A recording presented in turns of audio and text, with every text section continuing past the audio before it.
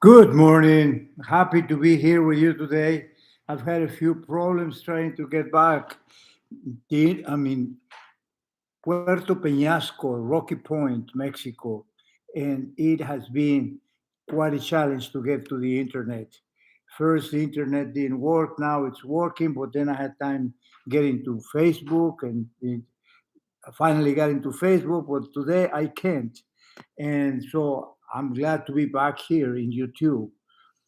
Anyway, we've had a great time here, and I just wanted to share with you a couple of stories that we had yesterday during our dinner. All the family is here with the grandkids and the children, and after we played dominoes yesterday and got together there at Patty's apartment, Patty and Luis's apartment, we my daughter and my son and my other son Tony were here in another apartment, and uh, when we started talking yesterday after we had dinner, there were a lot of stories. I wish I could tell them all to you, but I don't have time. uh, I'll have to be here all day. But two stories really caught my attention. And the first one relates to my granddaughter, Alisa. Tony was telling us about a situation that she had a day before. She was working with some homeless. She goes to see the homeless every week, one day. And that day on Saturday, when she went, she noticed that one of the homeless had lost his consciousness, and he had his lips were turning purple. So she is an ENT and is trained to give first aid. So she immediately helped the poor guy and called the paramedics.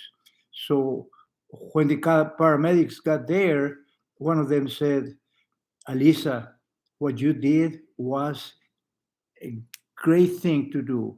And that was the right thing to do because you saved this man's life. So I'm so happy for that because Alisa will use this story now, this experience, to confirm the desire that she has to help others. So I'm very happy for her and I really hope that she does well.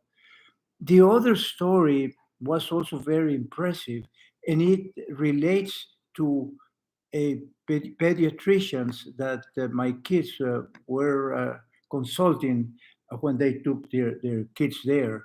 The kids are growing up right now, so they don't need pediatricians anymore. But they say that this particular pediatrician, I don't remember his name, he was a very good doctor, and they loved him, and the children loved him too. But all of a sudden, he disappeared. They were wondering what had happened to him. And what happened was that he had some health issues, very serious health issues, uh, pain, a lot of pain. And they don't have specific things what happened. The other thing that they know is that the poor guy got addicted to pain medication. And that is a terrible addiction to have because you want to get rid of the pain, and the only way to get rid of that is taking the medication. But pretty soon you get addicted to it. And pretty soon the medication is worse than the sickness. And that's what happened to this poor guy. And they don't know what happened after that.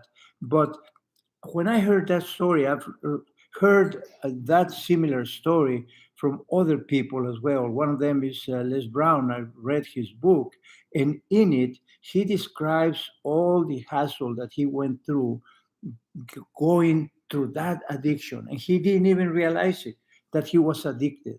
All he knew was that he was in constant pain. And the only way to get out of that pain was to take the medication. But very soon, he started having some side effects, and he didn't know what they were. But fortunately, his relatives, his children, knew what was going on, and they took him to take care of himself. He didn't last there. He didn't want to do it. Finally, he accepted the fact that he was sick. So he went out and came to himself, got in a room in his apartment, in his house, and he did it. But it cost him a lot of effort to do it. So those are the two stories that I listened to yesterday, and I wanted to share with you. That's all I have for today. I'll see you tomorrow. In the meantime, stay safe and stay proactive. Bye bye.